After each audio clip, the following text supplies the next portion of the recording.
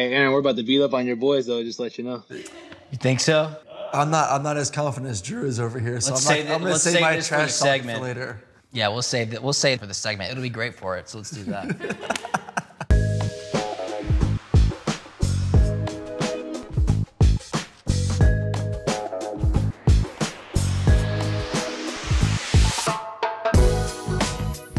This is Campus Lore Live, where NFL players are the experts on college football. I'm your host, Drew Butler, joined alongside Aaron Murray. And this week on the show, we've got Trey Burton, Florida Gator and current Chicago Bears, joining us, and Rashan Gary, Michigan Wolverine. They just had a big win.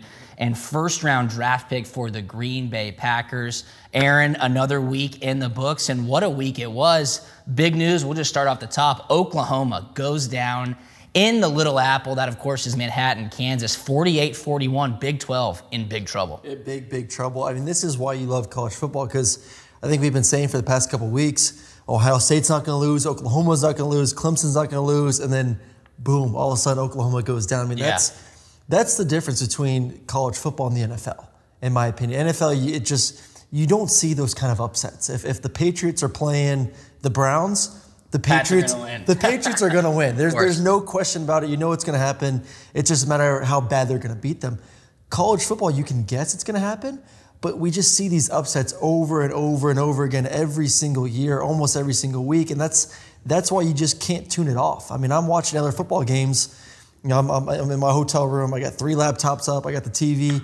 I'm not watching Oklahoma because I'm like, they're going to win. Like, absolutely. Halftime, I'm like, oh, no, maybe not. I turn it on. I'm like, I'm watching the rest of this game, and it was awesome to see, but big trouble for the Big 12. One, it's not a very good conference right now. Texas, not very good. They just lost to TCU last week. We were hoping Texas could get better this year. No, Oklahoma's down after that loss right there. So I think they're on the outside looking in right now. I really do, because Clemson should win. I'm not going to say they are going to win. We just don't know. SEC's in. And the Big Ten's in. We know those two. SEC, Big Ten are in, no matter what goes on. Clemson must win out to get in, so that's 3. There's a good chance, about 90% chance. Yeah. And I think the Pac-12 is a better conference than the Big 12. So I would take a one-loss Pac-12 team, Utah State or Oregon, if they went out, over in Oklahoma at the moment right now. So Oklahoma's praying and hoping these next 5 weeks get kooky with someone in a different conference, because it just wasn't a good loss. 2 turnovers, gave up 48 points. Kansas State had 38 minutes of possession time. I know. 38 minutes. That? I mean, just running right through them. So we were hoping this Oklahoma defense was better this year, and they've shown improvements, but definitely took a step back in this past weekend's game. Chris Kleeman, head coach at Kansas State, in his first season, comes from North Dakota State, which is a noted powerhouse in the FCS. And look, he gets a huge hallmark win in his first season there for the Wildcats. I mean, what does that speak to him as a coach? You just said 38 minutes of possession. Talk about neutralizing an explosive offense. Lincoln Riley, Jalen Hurts, CeeDee Lamb. You and I say it every single week. In order to slow down those fast-paced offenses that are really in the top 6 teams in college football right now, you can't turn the ball over. You have to run the ball, which would equate to time of possession. Well, yeah, run the football and don't be in a hurry yourself. Yeah. And that's the key for all these teams that aren't scoring 40, 50 points. And if you're going against a team that's doing that, is just run a play, 4 or 5 yards, huddle up, get to about 10 seconds to go on the play clock, set hut, run it again. I mean, just don't be in any kind of hurry. Keep your defense on the sideline as long as you can, because, I mean, shoot, even in that game, they're up by 21 points, something like that, and then you blink, Oklahoma's kicking an onside kick to possibly get the ball back to tight. I mean, that's how fast they can score. And we're talking about them, Clemson, LSU, Alabama, Ohio State. Like, you got to play keep away. And I thought that's what they did best. They ran the football. They ate up that clock. 38 minutes is that's like a triple option game almost. I mean, that's literally like what Air Force, Navy, Army, that's what they do. They just eat it up because they know, because I cover a lot of Air Force, they know they can't compete when it comes to talent. They just don't recruit the same kind of guys. So what do? They play keep away. Yeah. If we can't stop you, we're just not going to give you the ball. And that's why they find success. And actually, Air Force, Army, and Navy are all having great years. Yeah, they really are. Oklahoma has 1 loss now. You just mentioned it. A 1-loss team's most likely going to make the playoff this year. Oregon sitting out west with 1 loss. They better win in a flashy fashion, though. Make people realize what kind of explosiveness they have on offense or how good their defense is to kind of swing voters. Because let's get one thing straight. Those closed-door meetings for the committee of the College Football Playoff, they're closed for a reason.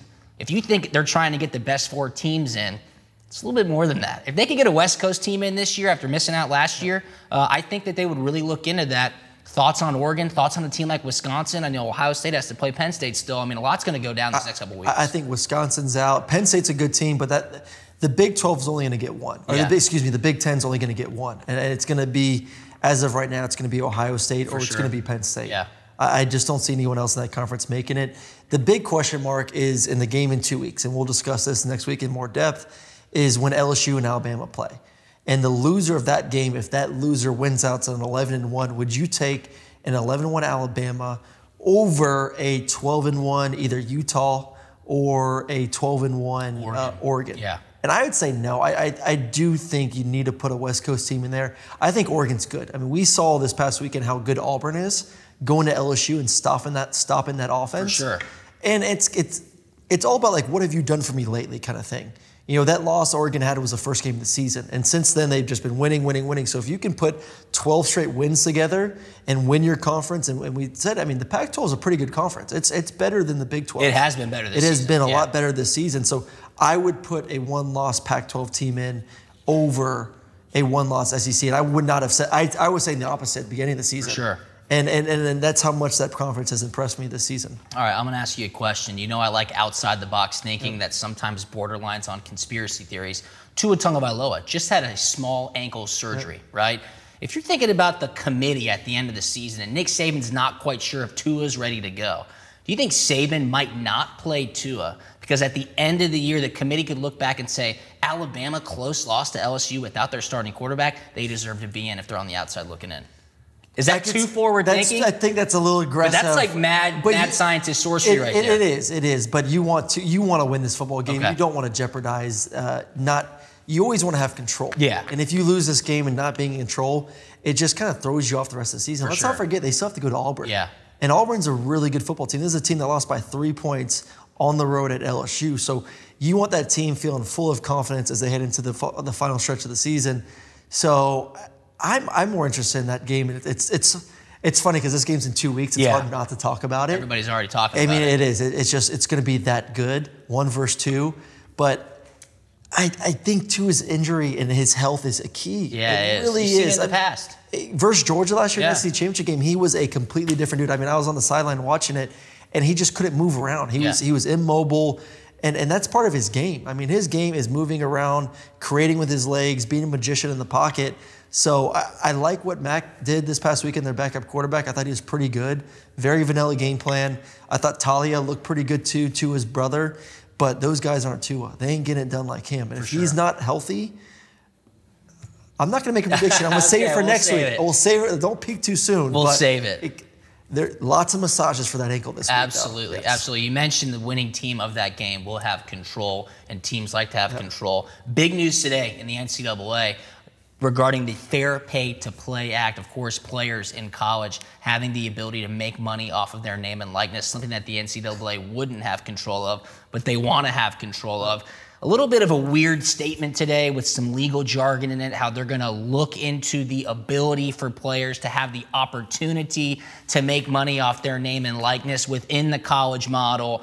The Board of Governors met. They said that they are going to go in and try to adjust to what's happening. I'm giving you the air quotes because really it doesn't mean anything except that they're going to look into it. What's your thoughts here? We talked about it a couple of weeks ago, and more specifically from a school standpoint, because we're talking about the likes of Oklahoma, Alabama, Texas, Georgia, Florida, where you can really build your brand. Notre Dame, which is right behind you, build your brand around a bigger national brand. I don't know if the NCAA is going to have enough control over this to really make it forward. Well, they're trying to slow it down. So they said a decision will be made by January 2021. So they're trying to say, okay, listen, this is happening fast. For sure. All these states are jumping on board. Like, we're losing control of the situation. We want to get back in control. We want to be the dogs, kind of deciding what direction this is going to go in. So I think this is their decision to do that, slow the pace down a little bit. It's like going against these fast-paced offenses. Keep the ball away, take it back to yourself, and slow play it out a little bit, see what happens. It's going to be interesting because I think right now the viewpoints are so spread out. It's crazy. I mean, it is the difference in what people believe players should get and what the NCAA believes that they should get and what the players should get. I just don't know if there's a middle ground. But listen, these guys get paid money. There are a bunch of smart minds in that room. Yeah. Hopefully they figure out, I mean, for me, the biggest issue that they're going to face, in my opinion, and I think it's a big issue too, is the recruiting process. No doubt. That is going to be so kooky because what's going to stop a dude? And this is my only worry in the whole thing, because I'm all for players getting paid. Like, they're going to have to cap it. They're going to have to regulate it. Somehow. Because, like I said, what's going to stop some dude from saying, hey, come commit to Alabama. I'll put you in a couple commercials and give you $25K. Yes. You know? Yeah, like, the money will have to flow through the school so that they can regulate it and it's public record. Also, if guys are making money off their name and likeness, guess what? A little something called taxes. You're going to have to pay taxes on it. So why wouldn't you go to Texas or Florida or Tennessee where there's no state income tax? A lot of moving parts here. This is the California schools are going downhill. Exactly. Luckily, New York doesn't really have football, so it doesn't really basketball players. So. I probably wouldn't have been thinking about that back in 2009, 10, and 11. You're just like, give me the money. Exactly. I don't really care. You know, I mean, but it's more than what you have gotten anyways. Yeah. Who cares at the end of the day? I mean, absolutely. If you can go do a signing and make 10, 15K, pay taxes. It's like I said, it's more money in your pocket than if you didn't have the opportunity to do it all anyway. So, listen, this is all for the student athlete. Yeah. They need to suck it up and understand it's not about you. This NCAA committee, it's not about, you're here to make sure the experience is great for these kids, that they're getting their degree, that they're playing football or whatever sport they're playing. For sure. And they're doing the right things both on and off the field. So I just hope that they're not selfish in this situation. And I don't think they can be, because I think there's too many powers from all over the place going to make sure that the NCAA does the right thing. They're not going to be selfish because this is the NCAA's cheapest way out. They're not the ones having to pay the players. The schools are not the ones having to pay the players. It's the suckers who are owning the businesses who want to cut checks to these guys for doing commercials. On the other end, though. What do you think? I saw someone today, and they're like, Justin Fields right now could do a 2-hour signing for $25K. I would believe that. Yeah, I think they could. And I think it's such a small amount of players. Yes. It's one player per team that could not per team, excuse me. One player per team in the top 10, I think that could make legitimate money like that. I would say 3 or 4. I mean, because Alabama, you had 2, and I think you could do all those receivers. For sure. I think that's just such a niche market. Yes, it really is. I think the signing market and the autograph market was, I think about maybe 10 years ago, started to go down a little bit. For sure. So it's not as big and popular and sexy, but it's I tell you what, it's a great thing to do a signing for those who want to do a signing around Christmas time. Free, easy gift. There you go. If you need, absolutely. For all these players that want to do something, make some money on the side, if this does pass, save your signings for like December 15th, and everyone trying to rush to figure out their Christmas gifts. $50 a ball, you're good to go, my friend. You're a marketing whiz. I know. You talk about big, sexy stuff, They should hire though. me to do their marketing. You talk about big, sexy things, though. Coaching contracts, right? On the flip side, players getting paid. Talk about what coaches get paid. That was just released. The figures from last year's coaching salaries, some outrageous numbers, some kind of questionable numbers as well. What's your overall thought process on what coaches are getting paid in college right now? Is it too much? Is it not enough? Did some really kind of jump out on the page to you? No, I think it's fine. Yeah. I mean, these programs and what college football does for NCAA and like I said, for the universities, they're bringing in so much money. Yeah. And they really are the face. The player's the face for 3 or 4 years. These coaches, Saban and Dabo and Kirby, they are the face of the program. They deserve the money. They're the ones going out there working 365, 7 days a week. It's crazy. On the road, recruiting, all hours. I mean, these dudes put in more hours than anyone. No question. A college football coach, that's why I'm sitting here doing this with you instead of coaching. Those dudes are there at least 20 hours a day. No question. During the season. Yeah. You don't see your family. It takes a special wife. It takes a strong wife to take care of the kids, everything that goes on at the household. Because like I said, you're not home. So I think they deserve every single penny that they get. Yeah, there's no doubt. And there's a big difference in what the schools actually pay them and what their total pay is. I think that's a big misnomer around the public, right? I think Alabama, the University of Alabama, pays Nick Saban around $600,000. Look, his compensation is well over $6 million. It's the athletic associations. It's Nike. It's his endorsements. It's his bonus. It's what he has earned. And in comparison to the revenue that a school like Alabama brings in and the compensation that their CEO, Nick Saban, gets, you could very well make the argument that these coaches All are the not TV getting contracts? paid enough. And it's only going to go Yes. up and up. But look, this is a big contrast in what's happening in the NCAA right now. Players are fighting for their money. Coaches are getting their money and continuing to get their money. Speaking of money, you and I have a Florida Gator joining us next. Aaron and I both obviously a couple of Georgia guys. We'll talk to him, see if he wants to make a little wager on the big Florida-Georgia game that's this weekend. After the break, we'll be joined by Trey Burton. Come on right back. This is Campus Florida Live.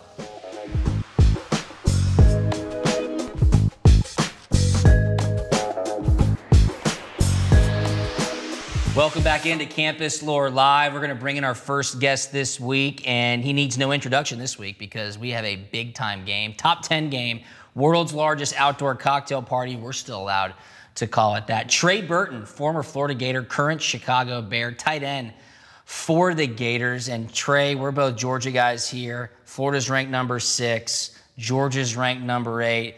Right then in the pre-show, you were telling me that you're feeling pretty confident, and all signs would really point to a fantastic game in Jacksonville this coming weekend. Tell everybody who's watching really what that week entails and what this rivalry is like in a neutral site.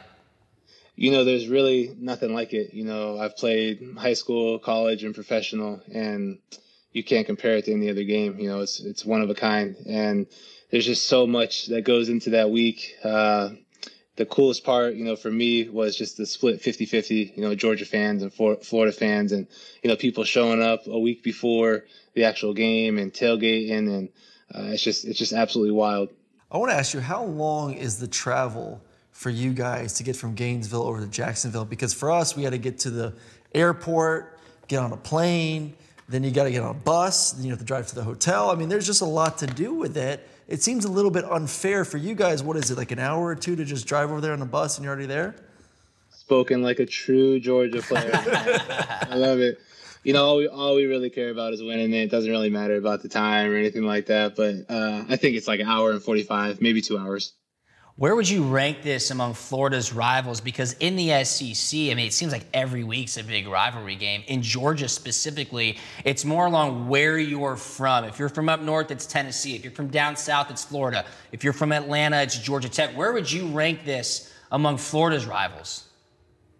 I mean, it's definitely top 3. It just depends, you know, when Tennessee's playing well and doing well, you know, they're a pretty big rival. We play LSU every single year, which is a big game for us, and obviously Florida State, sometimes Miami. So that's the fun part about the SEC, bro. You play so many good teams, and you can't just hone in on one team. You got to prepare every week. So it was pretty interesting to start the year off. It was kind of like Georgia, Alabama, LSU, and then the rest of the SEC is kind of far behind. And then Florida this season, kind of ever since that Kentucky game, has been a different ball team. They look really darn good. We know the defense would be great. And then insert Kyle Trask, and this offense has been really fun to watch. Pitt's their tight end. I'm sure you like watching him and kind of what they do with him, moving him to one-on-one into a Trey formation as we know it, and then using all those receivers as well. Talk about the kind of evolution of Dan Mullen in this offense and how he's using those guys to create those one-on-one matchups. Yeah, you know, I think obviously the biggest difference, the elephant in the room, is Trask. He's playing at a really high level. He's like a point guard. You know, he's giving the ball, throwing the ball to the best players and letting the players do what they do. There's just so many weapons from a skill standpoint on Florida's offense. And, you know, when you have a tight end that's able to do what Pitts is able to do, not only is it extremely impressive, but they haven't had a tight end like that in a long time. You know, and they honestly haven't had a quarterback like Trask, you know, the way he's been playing in a really long time. So it's a lot of fun to watch. They're scoring a lot of points, and you know, Florida's always has a good defense. You know, for the last couple of years, we've had a really good defense. So it's fun to kind of put both of them together. Talk to us about real quick the tight end position, because I think for me, when I watch teams, it's the most fun because you could do so much with those guys. And obviously, you're a tight end that gets moved all over the place. You get put in a singled up backside. You're number 2, you're number 3. You're motion all over the place. And like I said before, Pitts is very similar to you in that aspect of he's a great all-around athlete. Talk about that in the college game and how much you're now seeing that kind of translate into the NFL game as well. For sure. Whenever you have a receiving tight end or a guy that can get open, when you put him to the single side and the receivers on the opposite side of the ball, as you know, as a quarterback, it gives you an automatic man zone read, you know. And so in college, where quarterbacks might not be as developed as they are in the NFL, in the sense of reading defenses, it gives you an easy out immediately, to know what coverages that you can eliminate, coverages based on who's over top of the tight end. And then when you have another guy that can, stretch the field, bigger body, type of guy, I'm sure, you're very familiar with that. The guys that are your safety blankets that you can throw the ball no matter where. It doesn't have to be a perfect throw. It can catch the rock. And then also, I'm impressed with his blocking, usually undersized guys don't do well blocking, but it's at the end of the day, it's really about effort. And he shows a lot of effort out there. Trey, I'm going to go back. You mentioned the elephant in the room, Kyle Trask playing at a high level after Felipe Franks' injury. If anybody was watching that game, you saw if Franks remain in that Kentucky game, Florida very well may have lost. Let's bring it back to your personal career, though. You played for the Philadelphia Eagles, won a Super Bowl, threw a touchdown pass to Nick Foles in the Super Bowl. Kind of a similar situation there. Carson Wentz gets hurt. Foles steps in midseason, things start to pick up and roll. What does that really do for the locker room? And as a tight end, as a player on offense, what do you think's going on in the locker room at Florida right now heading into this big game? Yeah, I think the biggest difference between that was that Carson was going to win the MVP of the NFL, that year. So it's a little bit different of a situation, but the fact that you have a backup quarterback that can go in and play at a really high level just gives everybody confidence. You kind of don't miss a beat, you don't miss a step. And I know they believed, in Trask for a long time now. But Felipe won the job outright, from what I understand. And obviously, you never want to see, that's the last thing you want to see is somebody get hurt, But Trask hasn't missed a beat, and he stepped in there and played really, really well at a high level. All right, so let's turn our attention towards this weekend. Georgia's a favorite. They are. Georgia's ranked behind Florida. Florida's had some great wins, most notably that win against Auburn, against that really good defense, and they played LSU close. Georgia kind of reeling a little bit, lost in double overtime to South Carolina, not a flashy victory over Kentucky. Both teams coming off a bye week, as they usually do before the cocktail party. What's the number one thing you're looking forward to this weekend that will play the difference in the game? I think, it starts with running the ball and stopping the run. Obviously Georgia has a really good running back, obviously a huge offensive line. And so if we're able to stop the run and we're able to run the ball, everything starts in this game of football with running and stopping the run. So if we can do that, I think we'll at least have a shot. So being a part of the game, I heard there's always some trash talking in every SEC game. For sure. But this one, for me, I would hear some stuff I've never heard of in my life. I'm just like, did you really just say that to me? Some good oppo research. Oh, there's some great stuff going on there. Who was the biggest trash talker for the Georgia Bulldogs that would just get in your face and not shut up? Man, I don't necessarily remember. It had to have been one of the linebackers that you guys had. We played each other, right? When you were at Georgia and I was at Florida. So it had to have been one of the linebackers. Jarvis Jones, maybe? Yeah, somebody like Jarvis, that. yeah. But Jarvis backed it up, with the trash talk. So I don't necessarily call that. Yeah, I don't necessarily call that trash talk if you can back it up. But he was a great player. But no, it's always intense, and it's a lot of fun. All right, well, it's time to really kind of get down to it. I need your prediction. What's going to happen? I feel like you're going to tell us what I would expect you to tell us. Yeah, I think Florida's going to dominate. Dominate? I think dominate. I think Georgia's had a rough couple weeks from the offensive side of the ball standpoint. I think we have a better defense than the two defenses they played the last 2 weeks in Kentucky and South Carolina. And, I think Trask is really making a name for himself. I think he's going to do really well, especially at the NFL level.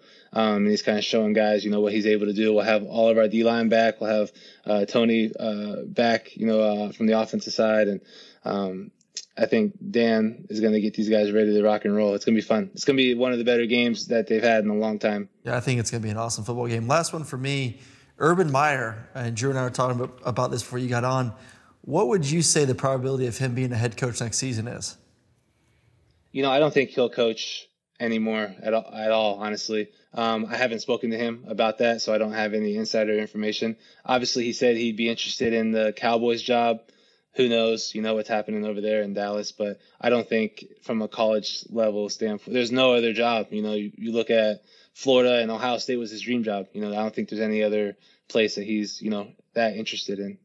Aaron, I like you trying to dig out that insider information. Always looking Trey for there it. at the end after we got him off the Georgia-Florida talk as well. Well, Trey, you said it, man. It's going to be an awesome game this weekend. Georgia-Florida, top 10 matchup, world's largest outdoor cocktail party, one-of-a-kind atmosphere.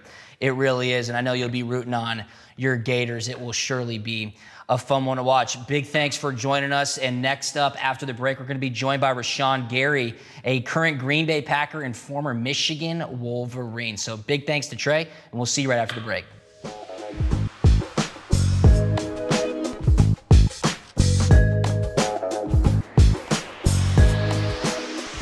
We are back, Campus Lore Live. Drew Butler, Aaron Murray. Big thanks to Trey Burton. He is expecting big things from his Florida Gators this weekend against Georgia. We're going to bring our next guest right now. It's Rashan Gary, former Michigan Wolverine, 12th overall pick in the 2019 NFL Draft of the Green Bay Packers. And speaking of expecting big things, Michigan finally got a big win last weekend against Notre Dame in some terrible weather. Coach Harbaugh finally gets another top 10 win on his resume. Look, Michigan is 6-2, Rashan, but it seems like they're just held to a different standard. Coach Harbaugh's got that lifetime contract. It seems like it's never good enough.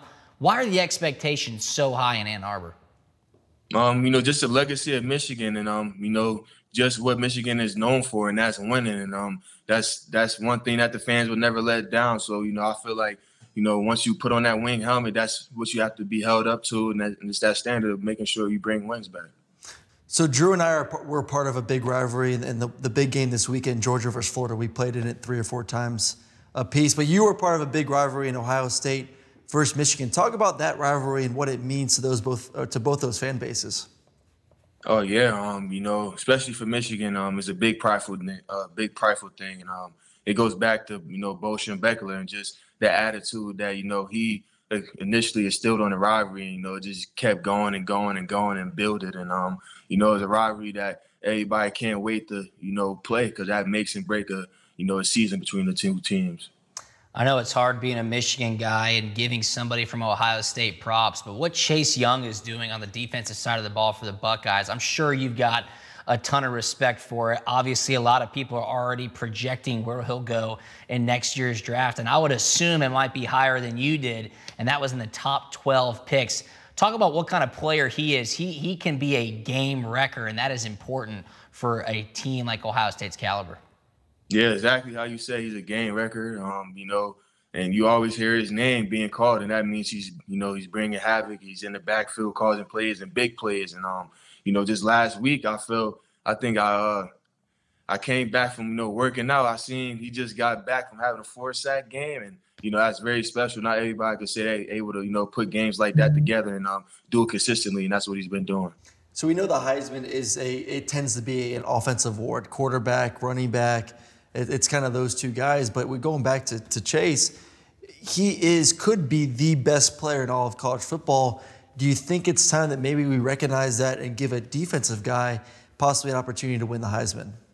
Absolutely. When it comes to a trophy, just like the Heisman, it goes to the best player. It doesn't matter if it's offensively or defensively. And right now, Chase been doing a great job week by week, showing why he's the best player in the nation. So Michigan obviously has to make and continue to make a lot of victories and win football games to get Coach Harbaugh back in the fold. What is it like being there in Ann Arbor, and making sure that you're kind of keeping the outside noise outside of the locker room? Because regardless of what y'all do on the field, it always seems like people are speculating what's going to happen with Coach Harbaugh, regardless of what's happening on the field. Yeah, absolutely. As players, all we could do is control the controllables, and not just how we prepare for the game. And, Michigan's been doing that. And they getting back on track. It was a hard loss to Penn State. They bounced back, got one against Notre Dame. And that's just, coming from believing in everybody in the building and keeping that same goal in mind. And Michigan been doing that. And I feel they keep that same momentum going, they should be fine. So we all remember Coach Harbaugh and talking about chickens and how they're scared birds. Were you guys not allowed to eat chicken in the facility or at the training table? Was it all just red meat the entire time? You pick your poison. The chicken was there, but not to touch it. So that's how I went about my meals at Michigan.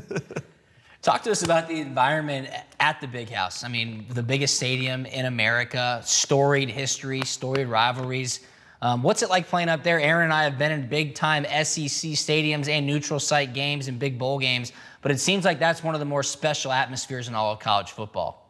Absolutely. The Big House, biggest college stadium in football. And, it's a great atmosphere, loyal fans and a lot of energy. And like I said, the tradition. And you feel it every time you go run out that tunnel and touch the banner. And I remember from my freshman year all the way through my junior year, I still got chills running out the tunnel, touching the banner. So it's something that you can never get over and just keeps on happening. So it's a great experience.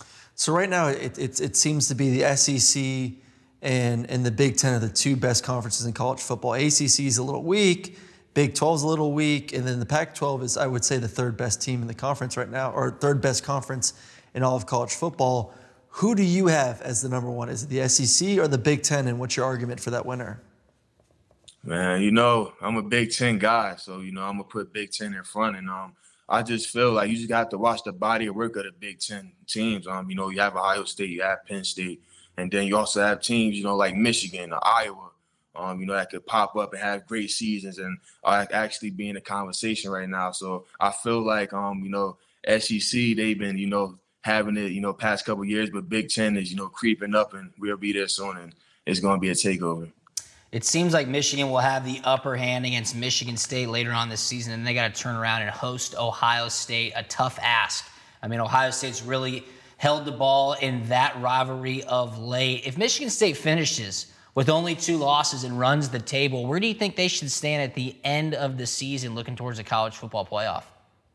Man, Michigan keep doing what they're doing, and we see how the season play off, man. College football is crazy. You never know who might lose and who might win, and how the rankings work. So I feel like we finish out the season only with 2 losses, we'll be fine, and we'd be right there talking about, playing in, national championship games like that. So what makes a great defensive end? Is it the speed? Is it the spin move? Is it the swipe? Is it the power? Like, if you had to rank those 4 categories, what would be your 1 through 4? 1 through 4, okay. Number one, got to be passionate. You got to be passionate, stopping the run and rushing the passion. Without that passion, you're just another football player out there just trying to do a job. When you have passion, it means more to you, and, it gives you more juice to do it. So number 1 is passion. Number 2 got to be effort. Passion and effort, those 2 things that a coach can't coach. And if you don't have those 2 as a player, then you're not going to be the player that you want to become. And after that comes hands and eyes. With hands and eyes, you could, see the play before it comes, and you could beat the block and get right to the play. So, 1 through 4, if you got those, you could be one hell of a player. Rashan, you had such a storied career at Michigan. I'm wondering, what was your favorite memory during your time as a Wolverine? Man, favorite memory. I really can't just pick out one, man. Just my 3 years at Michigan was everything I wanted them to be and more. From my relationship with my coaches, my teammates, the teachers, academic counselors, just everything. Just my whole time and experience at Michigan was everything I wanted it to be. I know that we talked about the Big House and how awesome it is to play there. What was the second best and toughest environment to play in the Big Ten? Was it Wisconsin, was it Penn State, or was it Ohio State? Yeah, number 1 for me was definitely going to Penn State, the all-white out game. And I say that just because, I still remember from today. I look back 5 yards behind me, try to get the call from Devin Bush, and he was yelling it, and I still couldn't hear him. So, that just tell you how loud the place get and how energetic it is. All right, before we let you go, Rashan, give us your prediction for Michigan's last 4 games, and do they get over the hump and beat Ohio State at home to end out this 2019 season? Last 4 games, I feel like Michigan's going to finish strong. We're going to finish winning those games and get to where we want to be and, get to that game. And I feel like that game will solve it all, and that would be the game to put us in. Absolutely. Hopefully they finish strong as the Green Bay Packers are playing. Only 1 loss through 8 weeks in Rashan's rookie year. Rashan, thanks so much for joining us, man. Appreciate your time. And when we come back, we're going to look forward to Week 10, give you some picks, and hand out some awards for the midseason of 2019. We'll be right back right here on Campus Store Live.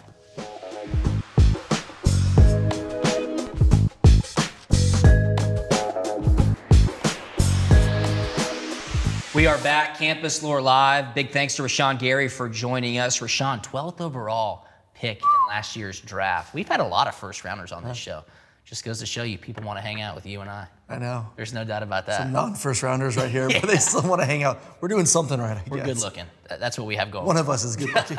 We'll leave that for you to decide. All right, let's be bold here. Bold is I'm better looking than Aaron Murray. That's a fact. Let's talk about kind of what's been going on this season, and we're really kind of past the midway point now, so we're going to do a little rapid fire, be bold, go over some of the bigger questions that awards will be given out at the end of last year. So MVP, most valuable player. Some would call it the Heisman Trophy. Others would call it the Walter Camp Player of the Year Award. Others would call it the Maxwell Award. Aaron Murray, you probably could have won one of those awards back in your day. Who's your MVP to the college football season right now? It's Joe Burrow right now. Okay. It has to be. I mean, what he's done this season, and it's so funny. During my game last week, my producer, because we always have to send in like all this crazy stuff like during the week, like who's your top 5 Heisman, who are your playoff guys, Yeah. just in case the game's a blowout, so we just have some material to talk about. And she's texting me like for like an hour before the game starts, and she goes, "Hey, Joe Burrow doesn't seem to be having a good game today. What's going on? Do you still want him as your number 1 in the Heisman?" I'm like, I'm watching the game right now on my iPad in the booth. Like, Yeah. the dude is balling out. He's going to be just okay. He's balling out right now just because he doesn't have 4 touchdowns. He's going against the best defense in the country and making it look easy right now. I mean, he had the one pick. It was a silly trying to do a back shoulder fade. But, I mean, mistakes happen, especially against good defenses like Auburn. He's a magician right now. He is doing everything right every single week. He is my MVP. And I'm going to say it again. Miami Dolphins, if you're watching this, you better pick my boy number 1. Wow. He is the best prospect. You should be his agent. I'll be his agent. I will be his marketing guy. You should be his massage therapist too. Massage his ego a little bit more. My MVP is Chase Young from Ohio State. Chase Young is a total baller, defensive, and he had 3 sacks again last week. I mean, this dude is a game wrecker. He is completely disruptive. You have to absolutely formulate your game plan on offense around him to make sure that he does not force turnovers, he does not affect the quarterback, and that he doesn't wreck what you're trying to do. Ohio State is really good on the offensive side of the ball, but just as good on the defensive side of the ball. You said it a couple of weeks ago, they were your number 1 team in the country. I think that's in big thanks to Chase Young. Interesting. I talked to someone today about this. Lynn Bowden Jr. Yeah. Is he the most important player of any player in the country to his team? Because where would Kentucky be without him? Where would Kentucky be without him? The unselfishness of him to say, listen, I'm going to be a receiver in the NFL, but my team needs me at quarterback. I played quarterback in high school. I'm a great athlete. Why not go there and see if we can win some football games? I mean, he is the most important player. This is a new category I'm just going to put on here right now. The most important player for his team is Lynn Bowden Jr. I'll second that, and I'll say, what about Kyle Trask?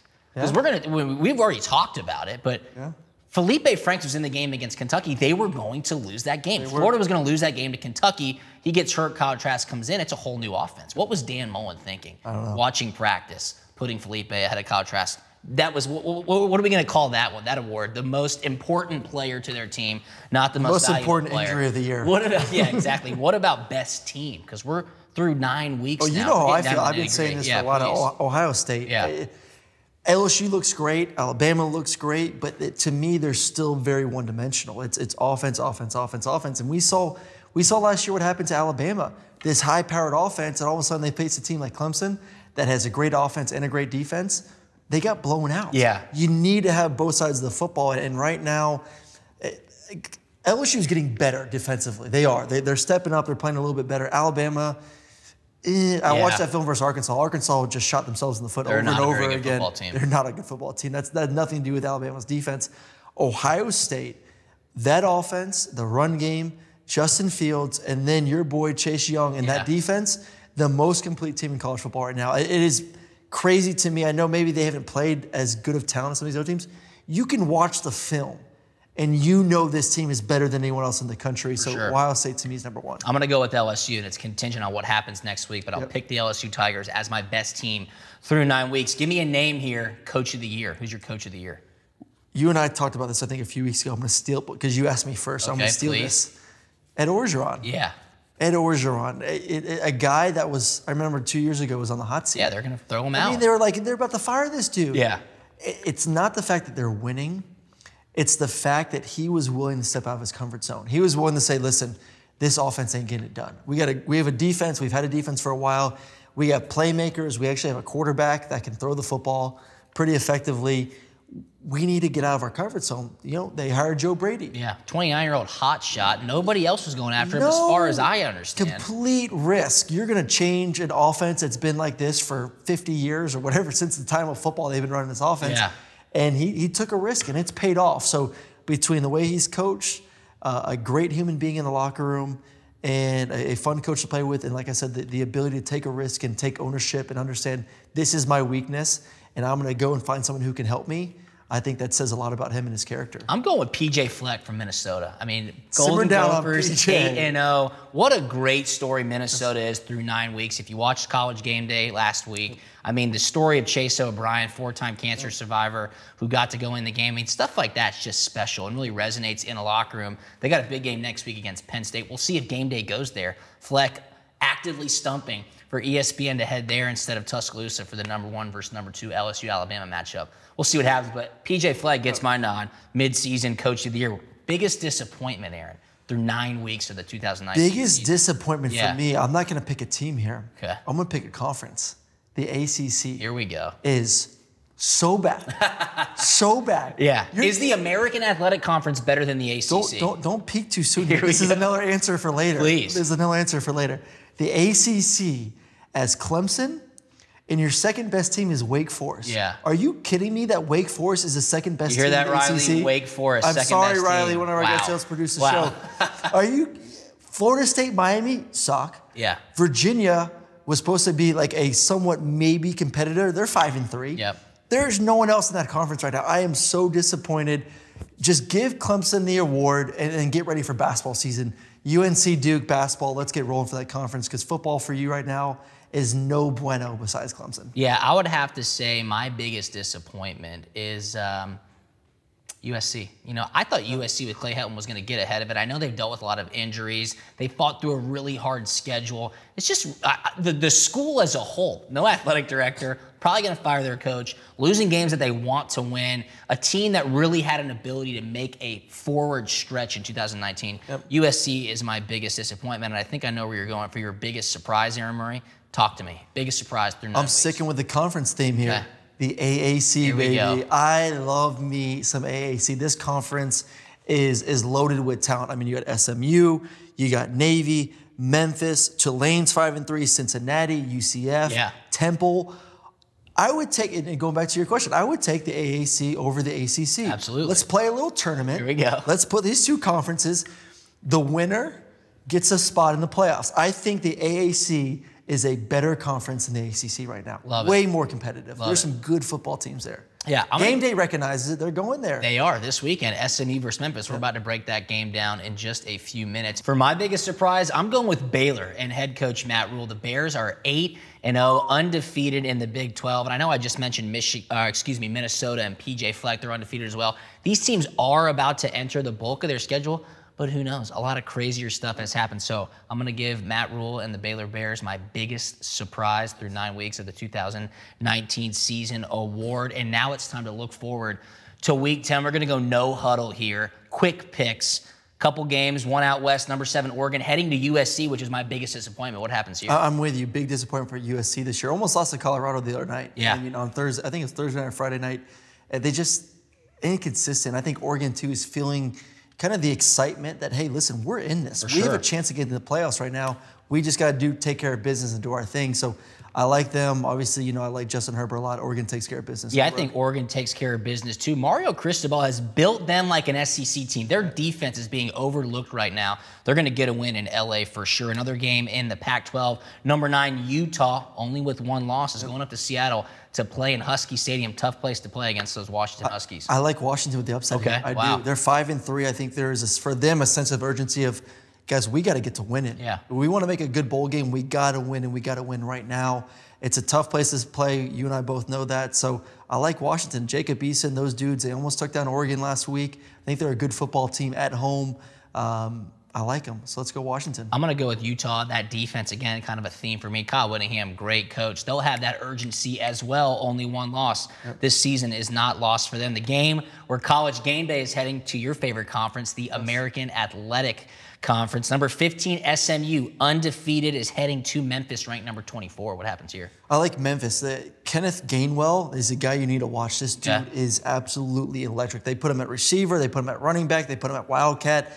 Dude, 2 weeks ago had 200 yards receiving and 100 yards rushing. First time since like 1990. Wow. Somewhere like 1997 that anyone's done that. I mean, he is a special football player. I watched him last week. I covered their game. I mean, he's just so fast. He does the B-bun spin move better than anyone in college football. Tight spin move. It's super, super tight. And yeah, I like Memphis in this one. It's going to be a fun environment. This is. It's going to get rowdy. I love the fact that Game Day is going there, showing the AAC We some played love. in that stadium too, Liberty Bowl 2010. Not a good memory, though. Not a good memory for us. I hope Memphis turns the ball over a lot.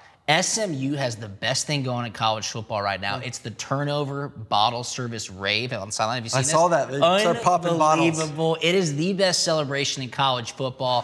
Fake champagne bottle, party signs. I hope they get 4 to 5 turnovers in this game, so they do it every single time. SMU, a really good team this year as well. I hope they get that group of 5 bid into a New Year's Six Bowl. One more game. Used to carry a lot of weight late in the season. Now. Miami at Florida State. I think I know why we're talking about this game. Carly, what happens in this game? It's the toilet bowl in Florida. It's so bad. It used to be wide left, wide right, going to come down to a kick, and have ACC. No one cares anymore. I know. Yeah, no one cares. Pick it up. It's amazing. A few years ago, UCF and USF was the game in that state. Yeah. You know? And, it's so bad. FSU wins this game. Miami is so lost right now at every position. They just, I don't know what the deal is. Yeah. Either program, honestly, how far they've fallen and the inability to get back, because there's so much talent in the state of Florida. Absolutely. They have talent on the roster, so it's not a good game. Chance of me watching it, or I may watch a half and turn it off. I'm going to go with Manny Diaz here. I think Manny Diaz gets a good victory here. Again, who knows what happens? Who turns the ball over more? Who runs the ball? It could get sloppy. Yeah, it could get sloppy, and it probably will. Cam Akers for Florida State will get the job done. Gotcha. I like that pick. All right, the biggest game of the weekend. It's a top 10 battle. It's one that Aaron and I have a lot of experience with. Trey Burton told you what it's like down there to play in the world's largest outdoor cocktail party. It's number 6 Florida going up against number 8 Georgia. This has all the implications for an SEC title game. This has all the implications for a possible disruptor in the college football playoff picture. And a lot's going to happen down in Jacksonville. Who would have thought at the beginning of the season that Florida would be ranked ahead of Georgia heading into the cocktail party? Yeah, it was, all the talk was it's Georgia, and then the rest of the SEC East is just so far behind. And listen, one injury and all of a sudden Florida is a contender. And I think both teams are good enough to whoever wins this football game feels pretty good about competing with LSU or Alabama. I would agree with that. The thing is, though, for this, if Georgia wins, Georgia's remaining schedule is pretty darn tough. They have A&M at home. And they have to go to Auburn. And still play Missouri. I know Missouri's been up and down, but Kelly Bryant, he can make something happen. So you look at their schedule, it's like, oh, it's pretty tough. They had no given. Florida wins, their schedule's a lot easier going the rest of the way out. So I think Georgia feels the urgency of we must win this game, because if we lose, it's a tough task to then try to hope that Florida somehow loses some of these games against lesser competition. It's going to be a great one, though. I mean, it's the game of the week, in my opinion. Obviously, Kurt and those guys for game day want to show the AAC some love, but this is the premier game of the weekend. I don't know. This is literally a coin flip. It really is. For me. I think both teams are going to play well defensively.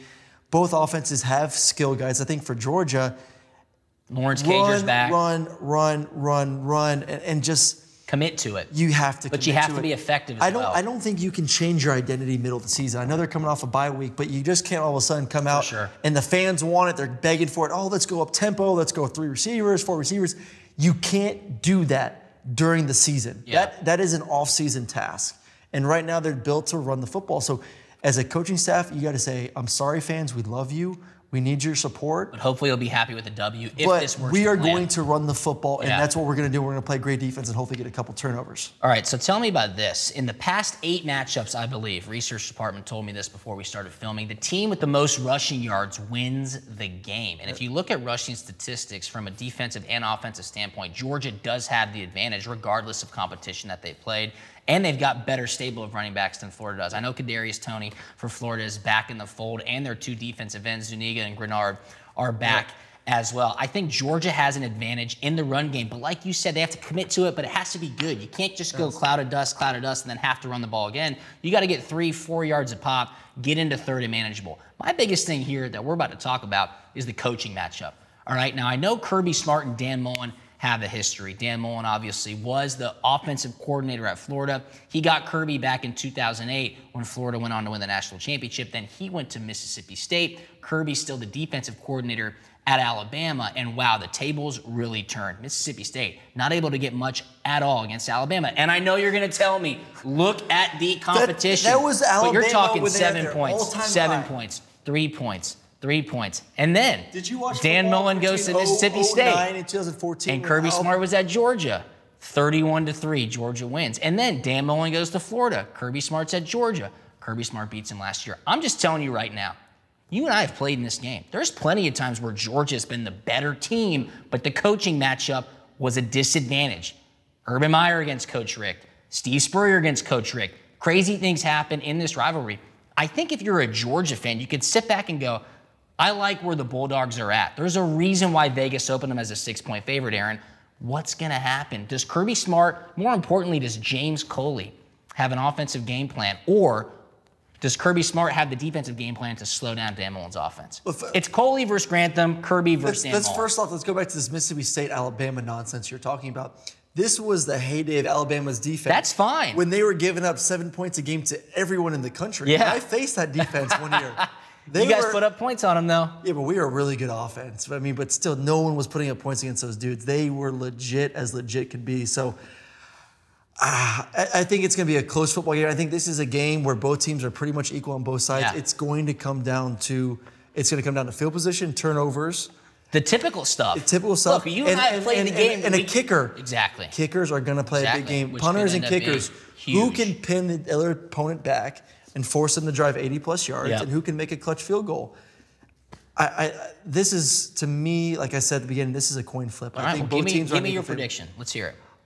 I'm picking Georgia because of the confidence level. I think when it comes to, we are on top. We are almost like the big brother mentality right now. Yeah. But this game, going for 3 in a row. I think this is like a 3-score game. I think this is a 1-point, 3-point game. 3-point game, not a 3-score game. Definitely not a 3-score game. I'll tell you right now, something kooky happens. I'll tell you right now, though. I think Georgia wins by double digits.